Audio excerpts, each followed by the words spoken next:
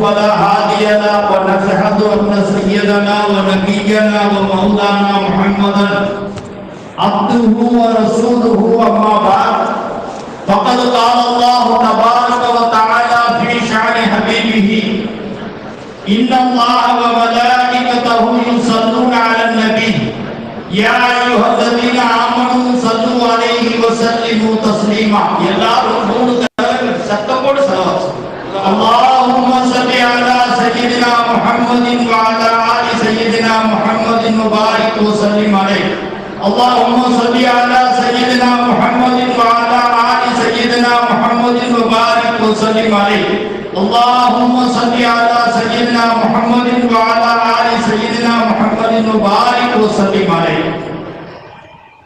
எல்லா புகழும் நம்மை முஸ்லிம்களாகவும் முஃமின்களாகவும் ஆக்கி அருள் புரிந்து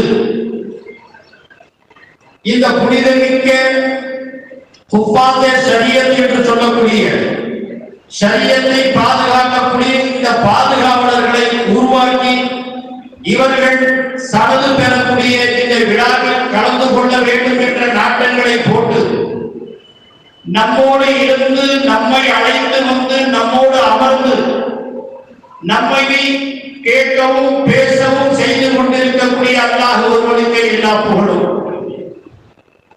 இன்னும் நம்மை யாரின் காரணத்தினால் இந்த சர்வலோகமும் படைக்கப்பட்டது என்பதாக நாம் அறிந்திருக்கிறோமோ அந்த உத்தம நபியுடைய உன்னத உம்மத்துகளிலே நம்மை ஆக்கி அருள் புரிந்தானே அந்த அல்லாஹ்வுக்காக இருக்கும் எல்லா புகழும் அல்ஹம்துலில்லாஹ் அல்ஹம்துலில்லாஹ் அல்ஹம்துலில்லாஹ். மரியாதையும் சங்கையும் பொருந்திய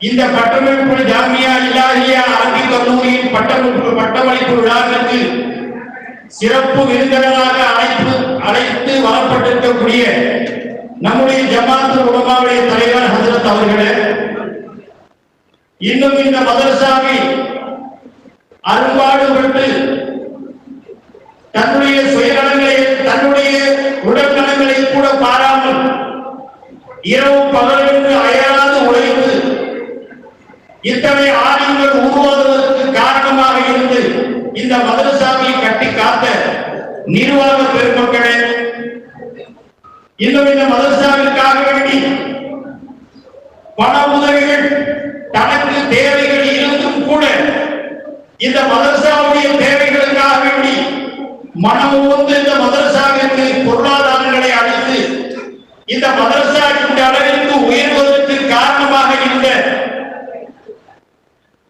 பெரும் நல்லுள்ளங்களே, இந்த மாணவர்களை வாழ்த்துவதற்காக வேண்டி ஆசையோடும் அன்போடும் வந்திருக்கக்கூடிய உலமா பெருமக்களே, இஸ்லாமிய சகோதரர்களே, வாலிபர்களே, தாய்மார்களே, அல்லாஹ் தபாரக வ தஆலாவுடைய மாபெரும் கருணை நம்மை அல்லாஹ் தஆலா ஒரு புனிதமான விழாவில் ஒரு உயர்ந்த விழாவில் அல்லாஹ் நம்மை பங்கு பெற செய்திருக்கிறார். இது அல்லாஹ் தபாரக வ தஆலா நமக்கு செய்த மாபெரும் கருணை. இந்த உலமாக்களுடைய சிறப்புகளை பற்றி எல்லாரும் பேசினார்கள். ஹஜ்ரத் அவர்கள் அறிவுடைய நன்மையையும் எடுத்து சொன்னார்கள், அதனுடைய தீங்குகளை பற்றியும் சொன்னார்கள். ஆரம்பமாக ஒரே ஒரு செய்தியை நான் சொல்லுகிறேன்.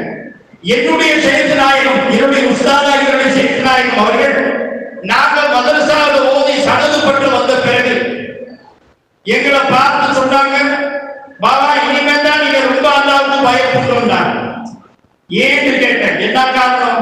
நாங்க இப்ப ஆலிம்சாவை போயிட்டு ஹஜ்ரத்தா போயிட்டு அதனால தானே சொல்றேன். நீங்க ஆலிமா போனதுனால தானே சொல்றேன். நீங்க ஜாஹிலாவே இருந்தீங்கன்னா சொல்ல மாட்டேன். இப்ப ஆலிம்களுடைய அந்த ஒரு இது வந்துருச்சுங்க. அதனால இவ்வளவு காலம் உங்களை சைத்தான் தூர இருந்து எதிர்த்தான், இப்ப ரொம்ப கூட இருந்தே எதிர்ப்பான் உங்களை.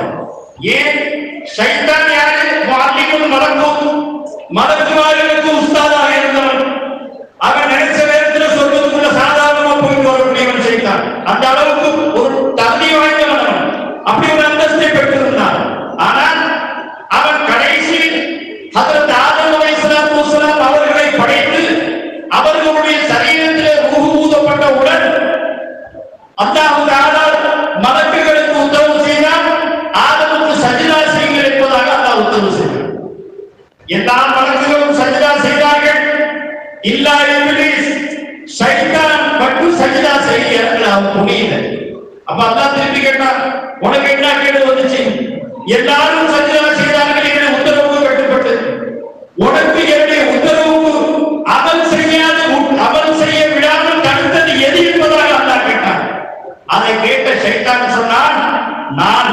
அல்லாஹ் தோழர்களை விளங்குங்கள், இந்த நான் எவ்வளவு பெரிய ஆபத்து என்று சொன்னால், இந்த நான் நான் என்று யாரெல்லாம் தன்னை பெரிதாக நினைத்துக் கொள்வார்களோ அவர்கள் எல்லாம் அவருடைய பிச்சலங்கள் என்று சூஃபியாக இருந்து மரணிக்கிறார்கள். யாருடைய பிச்சலங்கள்?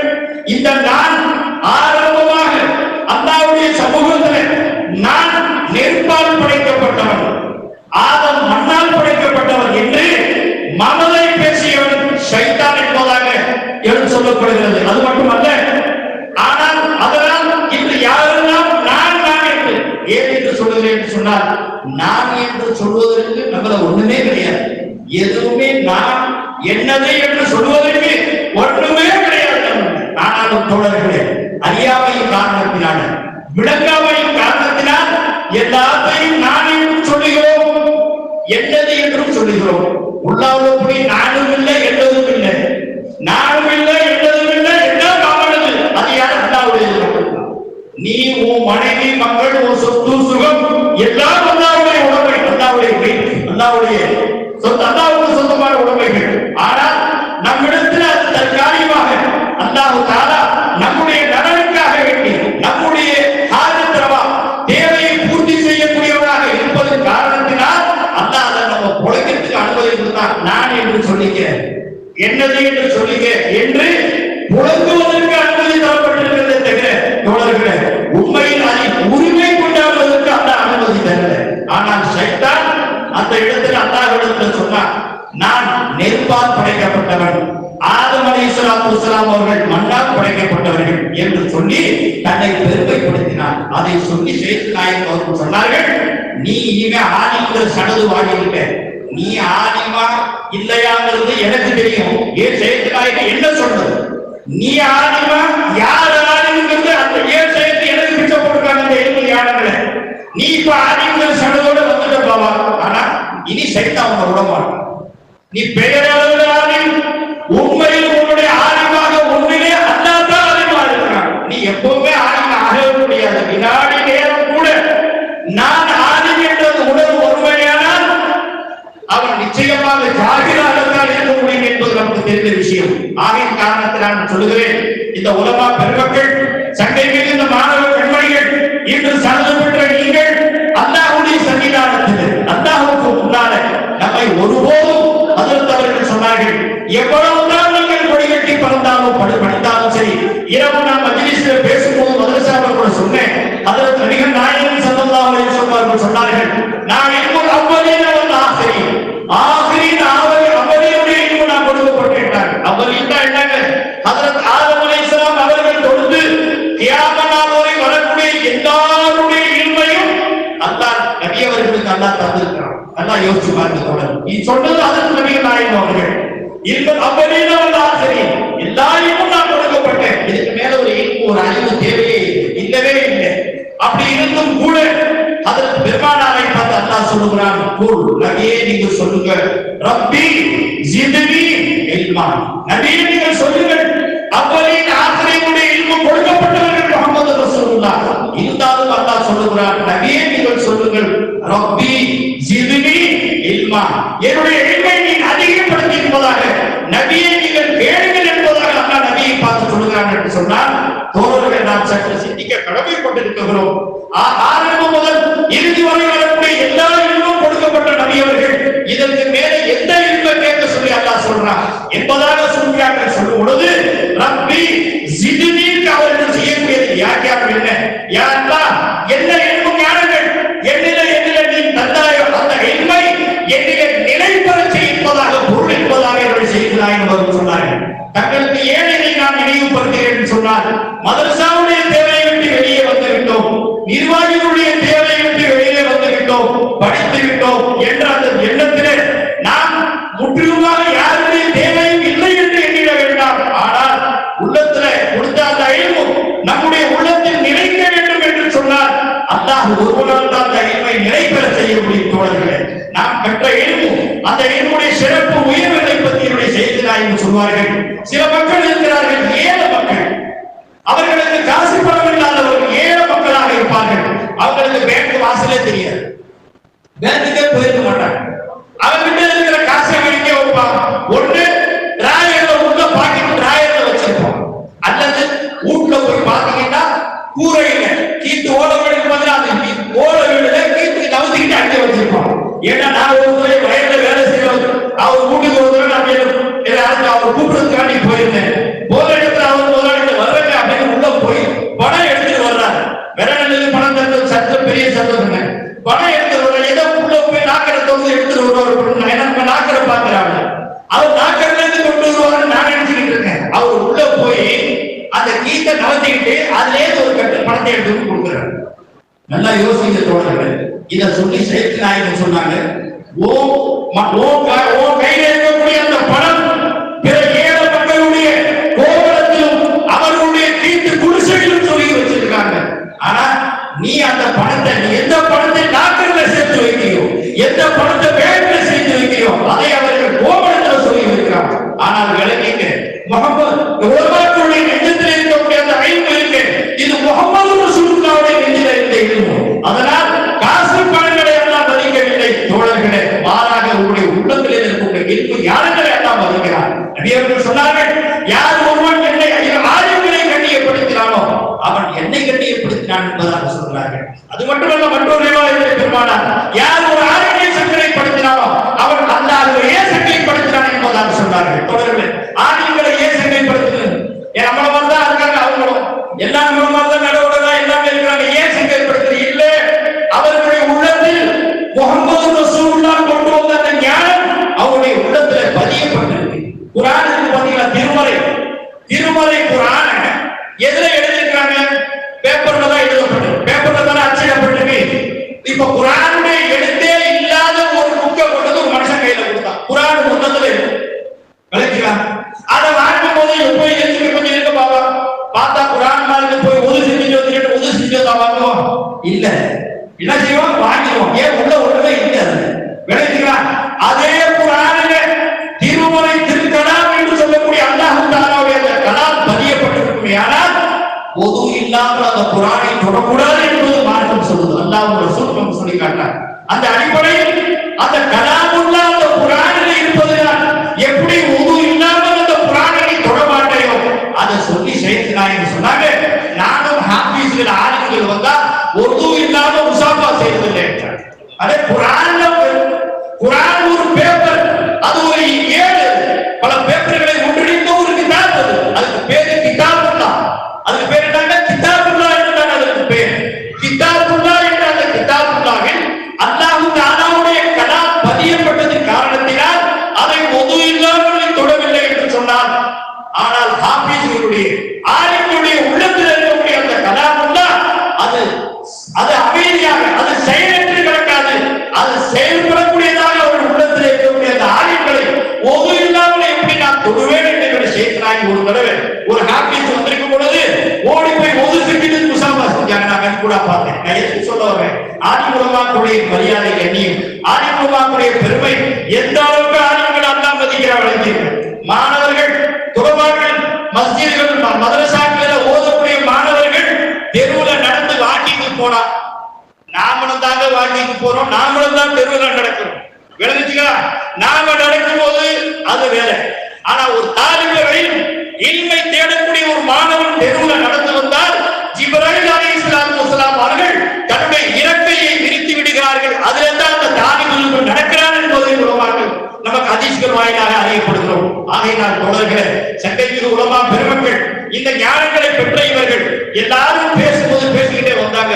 இந்த மதரசாவில் அதோட ஆரம்பமாக பேசிய அரபில பேசுகிற மாணவர், ஜாமியாவுடைய மாணவர் சொன்னார், இந்த மதரசாவில் வெறும் இல்மு, அதாவது நாம இல்ம தஃசீர் ஓதணும், இல்ம ஹதீஸுடைய இல்மு, ஃபிக்ஹுடைய இல்மு, மன்திகுடைய இல்மு ஓதணும், எல்லாத்துக்கும் மேல தஸவ்வுஃபுடைய இல்மு, இல்மே மாரிஃபத்துல்லாஹ் என்று சொல்லக்கூடிய அல்லாஹ் தஆலாவை பற்றி உண்டான ஸாத், சிஃபாத், அஃவால், ஆசாருடைய இல்முகளையும் இந்த மதரசாவில் போதிக்கப்பட்டது என்பதாக அந்த மாணவர் எடுத்து சொன்னார். உண்மையில் தோழர்களே, இந்த மாணவர் மதரசாவுடைய பெரிய சிறப்பு என்னவென்று சொன்னார், இங்கு ஜாஹிர் பாத்தியம் என்று சொல்லக்கூடிய வெளிப்புறத்தையும் உள்புறத்தையும் அலங்கரிக்கக்கூடிய அந்த சேவை இந்த மதரசாவில் நடந்து கொண்டது. அல்லாஹ் தஆலா நமக்கு கருணை காட்டினார். இந்த பட்டமளிப்பு விழா நடத்தை ஆரம்பித்ததிலிருந்து இதுவரை எல்லோரும் அமைதி காத்தீர்கள். உண்மையில் நான் சொல்றேன், நாம அமைதி காக்கவில்லை. அல்லாஹ் தஆலா இந்த மேடையில் அமர வைக்க வேண்டும் என்பதற்காக வேண்டி, இந்த ரஹமத்துடைய மஜ்லிஸிலே நாம் கூட இருக்க வேண்டும் என்பதற்காக வேண்டி நம்மை அல்லாஹ்வே ஒன்று சேர்த்து வச்சிருக்கிறார். தோழர்களே, அது மட்டுமல்ல, ஹஜ்ரத் நபிகள் நாயகம் ஸல்லல்லாஹு அலைஹி வஸல்லம் அவர்களுடைய ஒரு சின்ன செய்தி.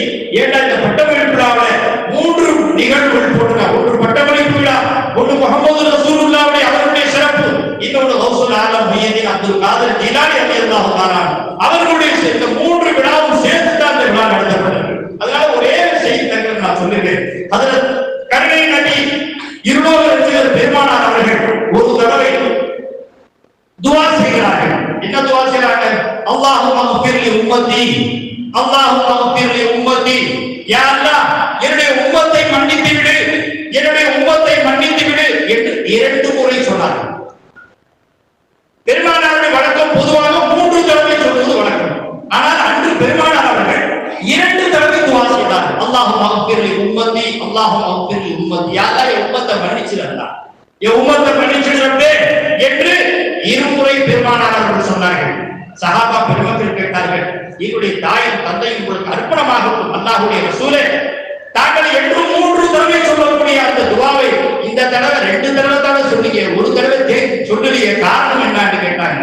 அதை கேட்ட பெருமானார் அவர்கள் சொன்னார்கள், நாளை கியாமத்துடைய நாளில் உதவியை நாடி தேவையை நாடி ஹதீஸிலே பெருமானார் அவர்கள் சொல்கிறார்கள், நாளை மறுமையிலே உதவியை தேடி அல்லாஹ்வுடைய அல்லாஹ்வுடைய சமூகத்திலே ஷஃபாஅத்தை தேடி ஹஜ்ரத் இப்ராஹிம் அலைஹிஸ்ஸலாத்து வஸலாம் அவர்கள் உள்பட என்னை தேடி வருவார்களே, அப்ப அந்த துஆவை அதுக்காக வேண்டிய தடுத்து வச்சிருக்கேன் என்பதாக பெருமானார் ஸல்லல்லாஹு அலைஹி வஸல்லம் சொன்னார். யோசிச்சு பார்க்க தோழர்களே, இந்த உம்மத்துக்கு ஆரம்பத்திலே நான் பார்க்கிறேன், பொதுவாக எனக்கு ஸலவாத் சொல்லாத மஜ்லிஸ் பிடிக்காது. நம்மளுக்கு வருத்த கவலைப்படுறார்.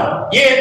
நாம வெறும் இபாதத்திலே நம்ம சொர்க்கத்துக்கு போயிடுவோம். அல்ஹம்துலில்லாஹ் நம்முடைய இபாதத் நம்ம கட்டாய சொர்க்கத்தில் சேர்ப்போம் இன்ஷா அல்லாஹ். ஆனாலும் ஒரு சஹாபி நபியவர்களிடத்தில் வருகிறார், அல்லாஹ்வுடைய தூதரே, நான் ஒரு நாள் பொழுதை 4 பாகங்களாக பிரித்து அதுல ஒரு பாகம் உங்கள் மீது ஸலவாத் ஓதுகிறேன், பாக்கி 3 பாகங்களை இறை வணக்கத்தை அல்லாஹ்வுடைய வணக்கத்தில் கழிக்கிறேன் என்பதாக அந்த தோழர் வந்து சொல்லுகிறார். அதை கேட்ட நபி அவர்கள் சொல்லுகிறார்கள், முடிந்தால் என் மீது ஸலவாத் சொல்வதை அதிகப்படுத்திக் கொள்ளுங்கள், அது உங்களுக்கு ஹைராக இருக்கும் என்பதாக சொன்னார்கள். அதை கேட்டது அந்த சஹாபி அவர்கள் கேட்டார்கள், யார் சொல்லுவதா, எவ்வளவு அதிகப்படுத்தணும்?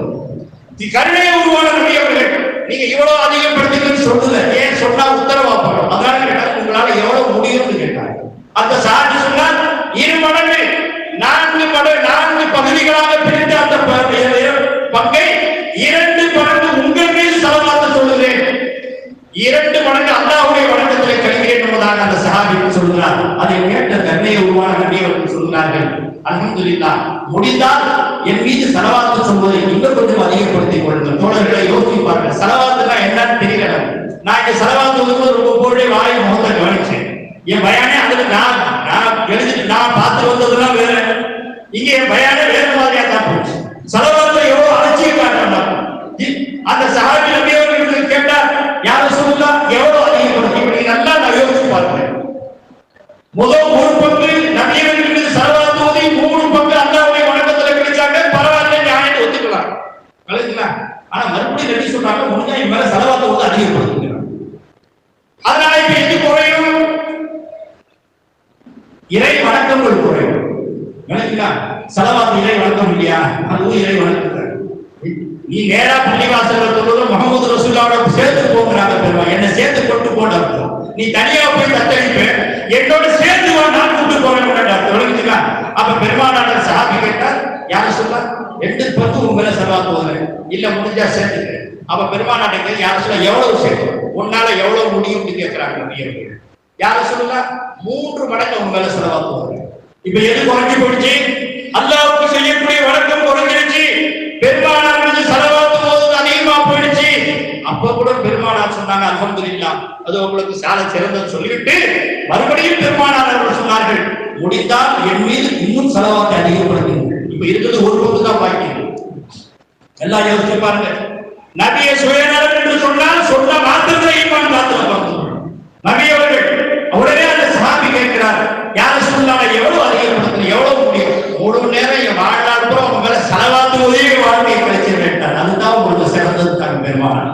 அப்ப என்ன செய்வோம், இன்னைக்கு நம்ம எல்லாம் தோறுக்கா பால் ஓதியாச்சு, தோறுக்கு போக வேண்டிய இந்த பாக்கு சத்தத்தை கேட்டதோட 11 ஸலவாத்து ஓதி உட்கார்ந்து விட்டுட்டேன். தோழர்களே அப்படி தப்பா விளங்கிறாதீங்க. பரதான வணக்கங்களை தவிர்த்த வணக்கங்கள், ஏழை நபிரான வணக்கங்கள் இருக்கிறது. அந்த வணக்கங்களிலே ஆக சிறந்தது ஸலவாத்து நபி முஹம்மது ரசூலுல்லாஹ்வுக்கு ஸலவாத்து ஓதுவது சால சிறந்தது என்பதாக நபி அவர்கள் எடுத்து காட்டுகிறார்கள். இங்க ஆரம்பத்திலே நான் பார்க்கிறேன், ஸலவாத்து ரொம்ப சில பேர் வாயே அசையல, சில பேர் ஸலவாத்து ஓதுறவங்க வேடிக்கை பார்க்கற மாதிரி தெரிஞ்சு, என்னடா இது வேற வேடிக்கை வேற பார்க்கறாங்களா, புதுசா வந்திருக்காங்களா அப்படின்னா கவலைப்படுற மாதிரி. தோழர்களே, ஒரு தடவை எடுத்து ஒரே ஒரு செய்தியை சொல்லி நான் முடிச்சுக்கிறேன்.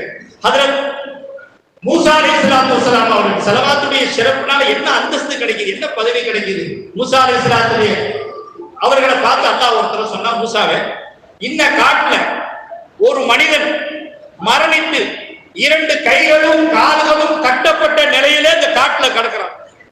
அவனை போய் நீங்க தூக்கி கழுகி குளிப்பாட்டி தொழுக வச்சு நல்லடக்கம் செய்யுங்கள் என்பதாக அல்லாஹ் தஆலா மூசா அலைஹிஸ்ஸலாத்துக்கு உத்தரவு போடுறார். நல்லா கவனிக்கணும், இதோட நான் முடிச்சுக்குவேன் இன்ஷா அல்லாஹ்.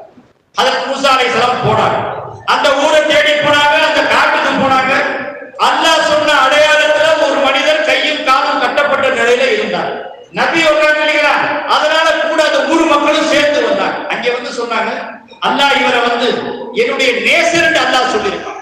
மூசா அலைஹிஸ்ஸலாம் சொல்லும்போது அல்லாஹ் சொன்னா, என்னுடைய வழி என்னுடைய நேசர் ஒருவர் மரணித்து கிடக்கிறார், அவரை தூக்கி கழுகி குளிப்பாட்டிடுங்க, கஃபனிடுங்கன்னு சொன்னார். அதை கேட்டு மூசா அலைஹிஸ்ஸலாம் அந்த மக்கள்கிட்ட சொன்ன, மக்கள் சொன்னாங்க, மூசா அலைஹிஸ்ஸலாத்து வஸலாம் கொஞ்சம் அல்லாஹ் திருப்பி கேளுங்க மூசா, இவனையே அல்லாஹ் வழின்னு சொன்னாங்க. இவன் அயோக்கியன்னு ஒன்னா நம்பர் அயோக்கியன்.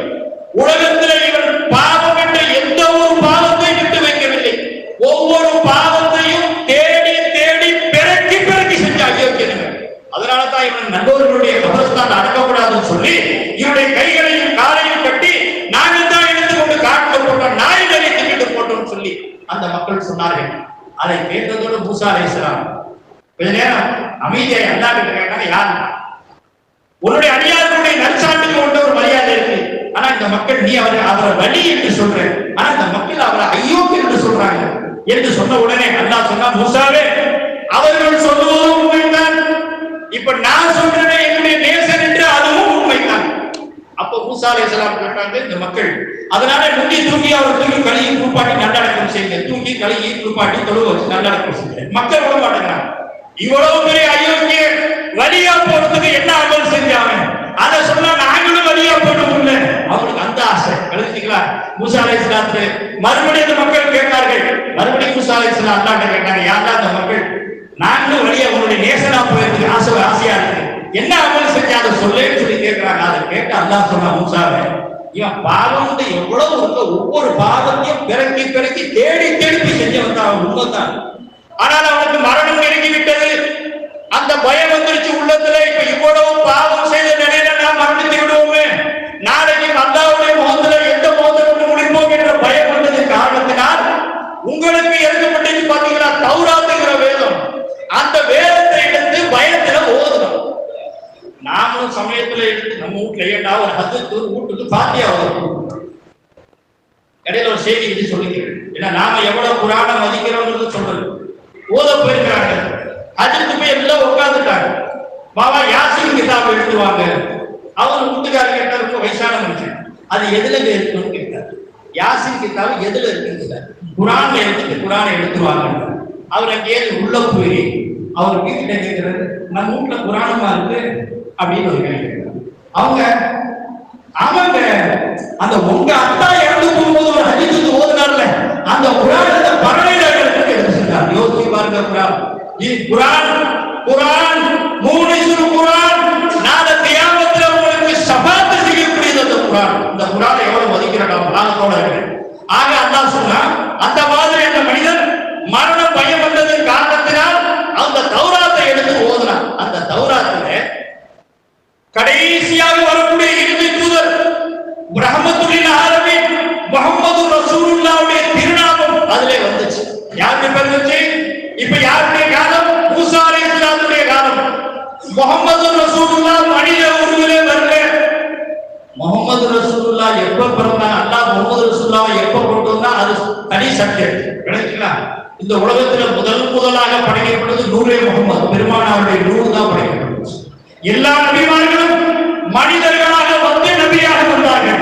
ஆனா முஹம்மது ரசூலுல்லாஹ் நபியாக வந்து மனிதராக வந்தார். நபியாக இருந்து மனித போர்வழியில் வந்தவர்கள் பெருமானார். நபியா மனிதராக பெருமானார் அவர்களை மனித போர்வழியில் வந்த ஒரு புனிதர்.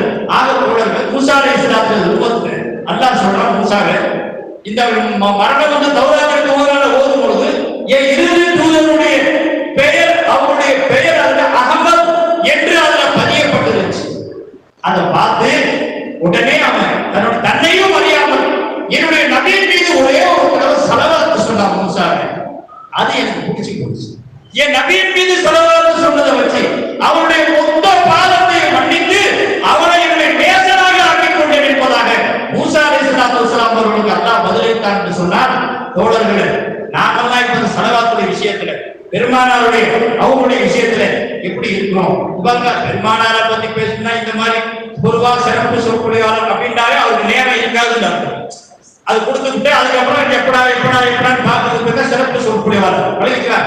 அல்ஹம்துலில்லாஹ், நான் சிரமப்பட்டு இவ்வளவு நேரம் நீங்க அமைதி காத்தது மாஷா அல்லாஹ் சந்தோஷம். ஆனா ஒன்னே ஒன்று ஞாபகப்படுத்துகிறேன். ஹஜ்ரத் பெருமானார் ஸல்லல்லாஹு அலைஹி வஸல்லம் அவர்களுடைய முஹப்பத், அவர்களுடைய நேசம், அவங்க எவ்வளவு நம்மளை நேசிச்சாங்க. ஒரு சரித்திரம் ஞாபகம் நான் சொல்லி முடிச்சிடுறேன். இப்பதான் ஒன்னொன்னா போக வச்சுக்காதீங்க.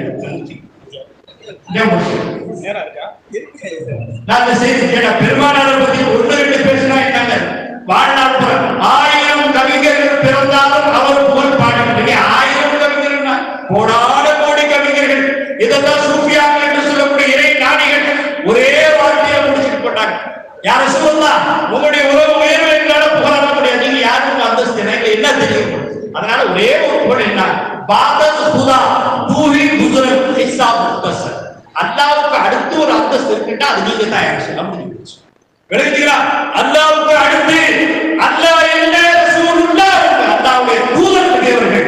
ஆனால் அல்லாஹ்வுக்கு அடுத்து ஒரு அந்தஸ்து இருக்குன்னா அல்லாஹ்வுடைய ரசூல் அது உங்களுடைய அந்தஸ்தா என்று சூஃபியாக்கள் அவருடைய சான்றை சொல்லி முடிச்சாங்க. விளங்குகிறா?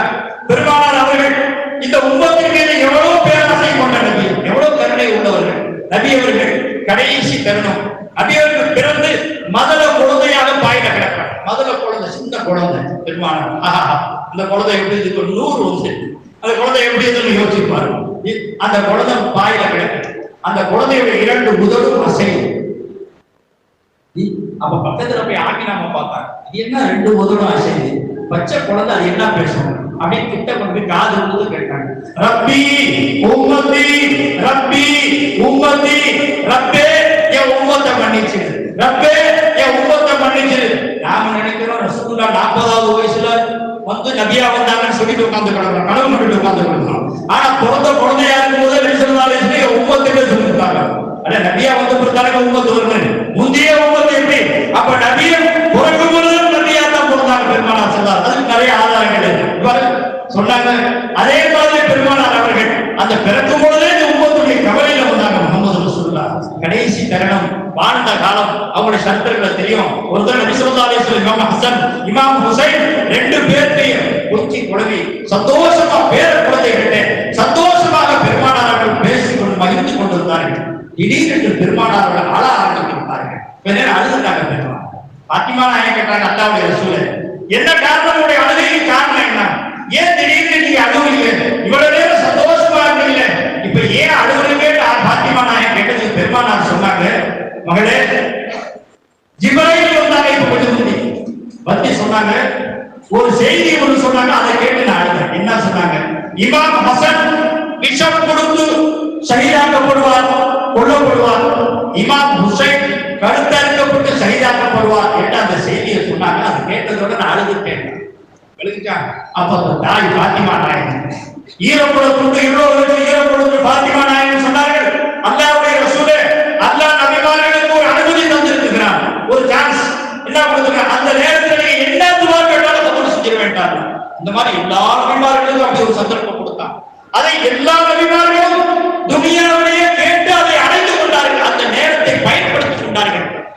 முகமது ரசூலுல்லாஹ் அதை கேட்கவே இல்லை, ஒத்தி வச்சுட்டாங்க.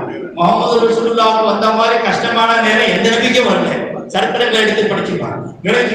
அந்த மாதிரி வந்த பிறகு பெருமானார் அவர்கள் கடைசியாக அந்த தன்னுடைய மகள் கேட்கிறாங்க, யார் சொல்லலாம், நீங்க அந்த அந்த துவாவை இப்ப பயன்படுத்தி இந்த 2 பிள்ளைகளுடைய இந்த கொடூர மரணத்தில் இருந்து இவர்களை பாதுகாத்து அல்லாஹ்விடத்தில் துவா செய்து இவர்கள் நல்ல மரணத்திற்கு நீங்க துவா செய்யலாம்ல என்று அன்னை பாத்திமா நாயகம் அவர்கள் கேட்கிறார்கள். அதை கேட்ட கண்ணே உருவானவர் சொன்னார்கள், இல்லை மகளே, இல்லை, இது நாளை மசுரை மைதானத்தில் யாருக்கும் உதவாத நேரம்.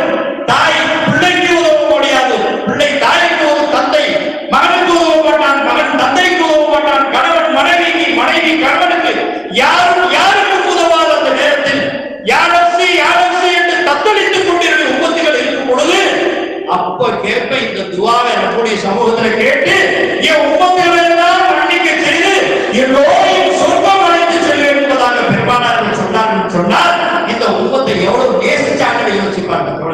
சொல்லிக்கிட்டே போனா செய்தி நிறைய விளங்குச்சுங்களா? நிறைய பேசுறது ஆட்சியா தான் பொதுவாக 1/2 மணி நேரம் 1/4 மணி நேரம் பேசுறது மட்டும் மைக்க கொடுத்தா விட்டுருணும். சாப்பாடு நேரம் வெளியூர்ல நம்ம தூரத்துல இருக்கு, எல்லாத்தையும் அனுசரிக்க வேண்டிய நிர்பந்தத்துக்காக விளங்குச்சுங்களா? பெருமானார் அப்படின்னா ஒரு மனிதர் வந்தார். பெருமானாருடைய அவங்கள பத்தி அவங்கள்ட்ட ஒரு யஹூதி வந்து கௌஸ் நாயகத்தை வந்து கேட்கிறார். என்ன கேட்டாரு? எங்க நபி மூசா அலைஹிஸ்ஸலாம் அற்புதங்கள் நிறைய நிகழ்த்தி காட்டாங்க. மௌத்தா போனாங்களா, ஹயாத்தாங்க, குஷ்டோரிகளுக்கு சிபா கொடுத்தாங்க. உங்க நபி கிட்ட என்ன அற்புதம் இருக்குன்னு கேட்டார். நல்லா பண்ணிக்கிறீங்களா? இது கௌஸ் நாயகத்தை சரித்திரத்தை சொல்லி நான் இதை எடுத்தா முடிச்சிருப்பேன். இதுக்கு நான் இன்னும் ஒன்று செய்தி சொல்ல மாட்டேன் சார். இதை மட்டும் நல்லா கவனமா இருக்கு. அப்ப மூசா அந்த கௌஸ் நாயகத்தை கேட்டார், உங்க நபிக்கு என்ன அற்புதம் இருக்குன்னு கேட்டார். அதுக்கு மூசா அலைஹிஸ்ஸலாம் கௌஸ் நாயகத்தை சொன்னாங்க, நீ என்ன என் நபி கிட்ட போய் அற்புதம் தேடுற? நான் அவங்களுடைய குலாம், நான் யாரு? அவங்களுடைய வழிவந்த குலாம். நான் காட்டுற உனக்கு என்ன அற்புதம் இருக்குது? குலாம்ல இவ்வளவு அற்புதம் இருந்தா எஜமான எவ்வளவு அற்புதம் இருக்கும். இப்ப குலாம் அவங்க சொன்னாங்க என்ன செய்யணும்? நேரா அவனை அழைச்சிட்டு ஒரு கபர்ஸ்தானுக்கு போனான். கௌஸ் நாயகத்தை அழைச்சிட்டு போய் சொன்னா, இந்த கபர்ல அடங்கிருக்கிற இந்த மையம் எத்தனையோ பல ஆயிரக்கணக்கான வருஷங்களுக்கு முன்னால் அடங்கின மையம். இந்த மையத்தை நீங்க வெளியில உயிராக்கி வெளியில வர சொல்லுங்க பார்ப்போம். கௌஸ் நாயகம் கேட்டாங்க. கொஞ்ச நேரம் இந்த கபர்ல முராகபா செஞ்சு பார்த்துட்டு இருந்தாங்க. இந்த கபர்ல அடங்கி இருக்கிறானா இவன் வந்து ஒரு என்னது வீணம் வாசிக்கக்கூடியவன். வீணம் சொல்லுங்க, அத வீணம் அதை வாசிக்கக்கூடியவன். நீ சொல்லு, இப்ப இவனை வீணம் வாசிச்சுட்டே வெளியில வர சொல்லவா அப்படின்னு சொன்னா இவன் ஹயாத்தாக்கி வெளியில கொண்டு வாங்க. கௌஸ் நாயகம் சும்மா வெறும் ஆளா வரணுமா, வீணம் வாசிச்சுட்டே வெளியில வரணுமான்னு கேட்டான். விளங்குறீங்களா? அவன் சொன்னா ரொம்ப நல்லதா இருக்கு, நம்ம முதல்ல ஒரு குடி போட்டோம், இன்னொரு ஆழமா மாற்றாரு. விளங்கி நீங்க வீண வாசிட்டே வர சொல்லுங்க பாப்பாங்க.